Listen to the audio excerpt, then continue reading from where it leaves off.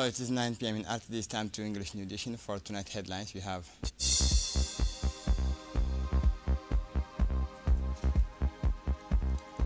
Air State returns to the country following a private trip abroad.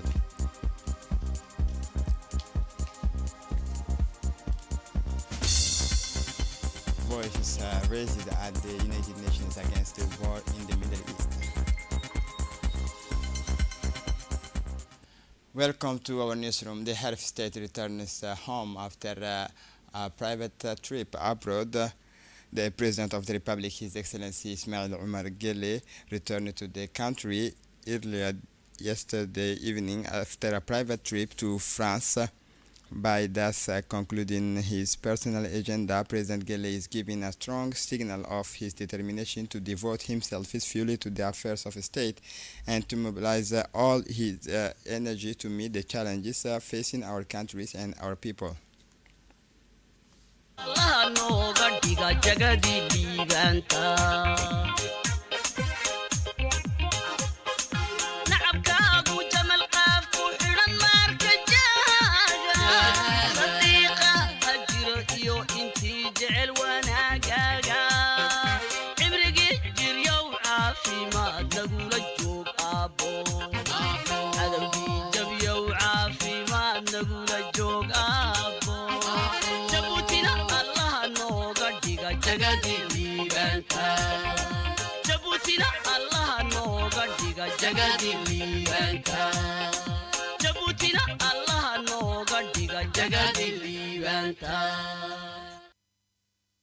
A high-level meeting of the steering committee on female genital mutilations was held today at the People's Palace in the presence of the Minister of Women and Family, the Minister of Endowment and Islamic Affairs, the Secretary General of the Ministry of Health and Justice, organized by the Ministry for Women and Family in partnership with the United Nations Population Fund, UNFPA. The event marked the arrivals of an international delegation to assess the progress made in combating these practices, which is still same 70% prevalent in the countries. Djibouti is one of the 17 countries supported by the joint program for the elimination of the female genital mutilation and has demonstrated a firm commitment to this fight.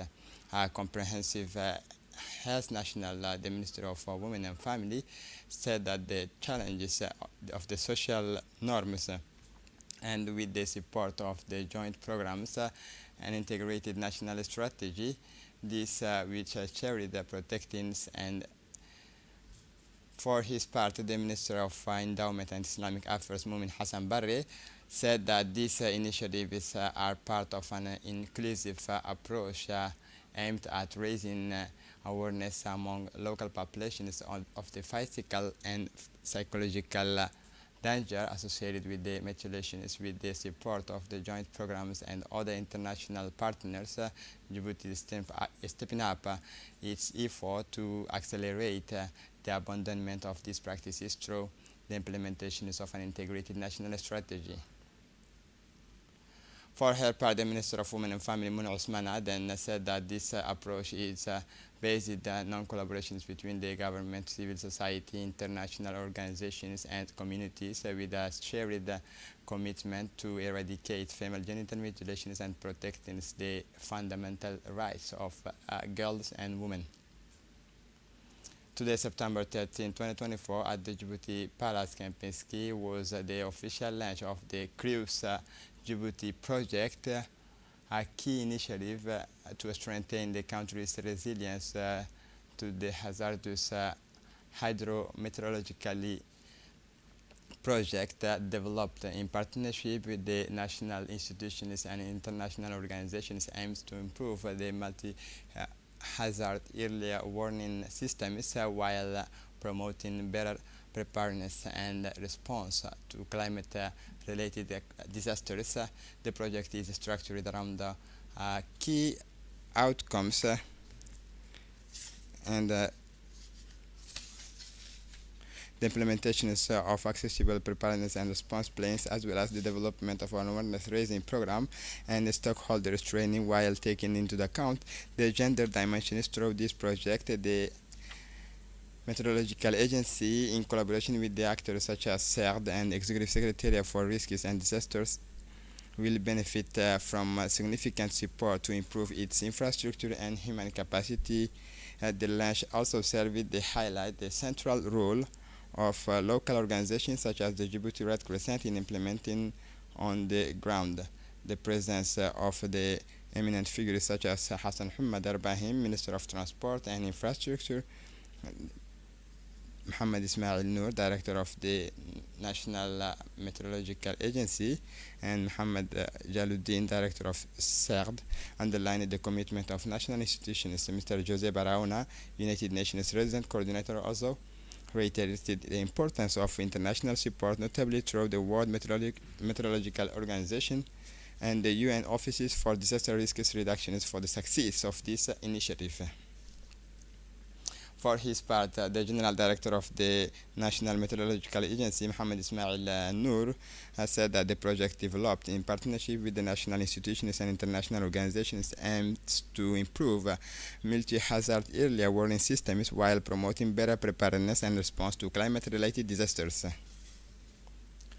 For his part, the Minister of Transport, Hassan Muhammad Arbahim, said that the project is structured around 6 key outcomes, including the improvement of our weather and climate services, the development of risk information, the strengthening of information technologies, and the implementations of accessible preparedness and response plans, as well as the development of awareness-raising programs and the stakeholders training while taking into account the gender dimensions through this project. The National Meteorological Agency, in collaboration with actors such as risks and will benefit from significant support to improve its infrastructure and human capacities. The launch also served to highlight the central role of local organizations such as Djibouti Red Crescent in implementing actions on the ground.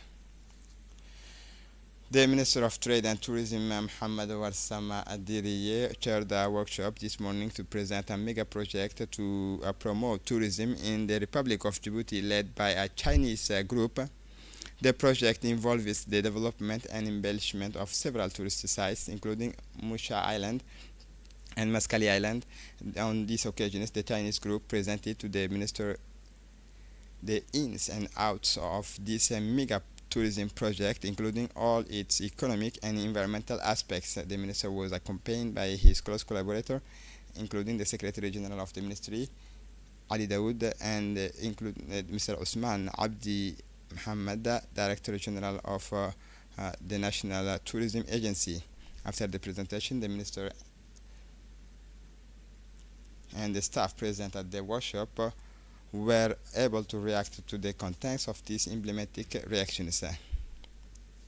For his part, the General Director of the National Tourism Agency has said that the ins and outs of this mega project presented by Chinese group, I suggest you to follow, and spoke about the ecological aspects and the preservations of the maritime ecosystems, given that the sites in question are part of the marine protected areas.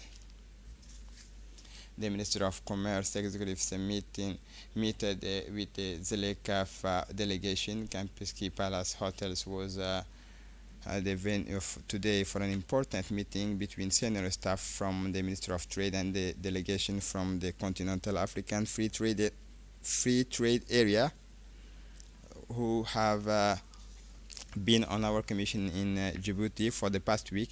The aim of the meeting was to strengthen trade between the ZLECAf member countries, in particular the corridor linking Djibouti and Addis Ababa, as well as the Djibouti International Free Trade Zone. The meeting provided an opportunity for ZLECAf representatives to take a stock of progress made in implementing the Continental Trade Agreement and to explore further opportunities for economic cooperation between member countries. After the official launch of the National Unity Week this morning at the People's Palace, the Unity Caravan set off for Obok, dubbed the Unity Fest. The departures of the Unity Torch was launched in front of the esplanade of the People's Palace towards the Djibouti stopover to the general atmosphere and enthusiasm. In the same spirit of pride, the Unity Caravan, led by the Minister of Youth and Culture, Her Excellency Hibo Mumin Asobe, accompanied by the Minister of Decentralization, Qasim Harun Ali, who traveled by sea to Obok. The delegation was made up of senior ministries officials, chief talent artists, and various members of the Djiboutian press team.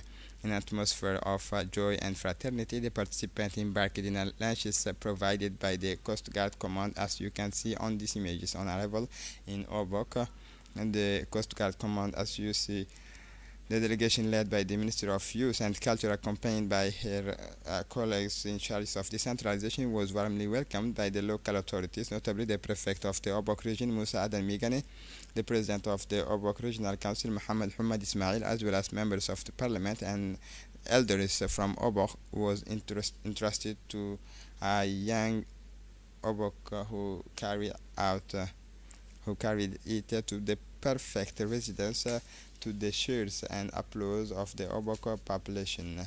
Sponsored by the Ministry of Youth and Culture, the theme of this year's event is Dialogue Intergenerational Preserve and the Cultures of Unity for the Youth. The activities of this second edition aim to accelerate national unity as for the foundations of development.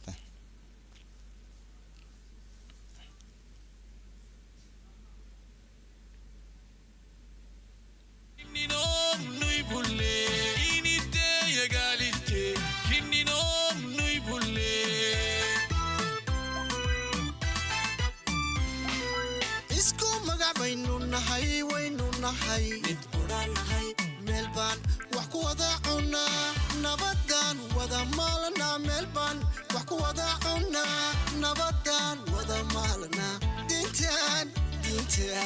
diintaan ka midaysannahay way diintaan ka midaysannahay.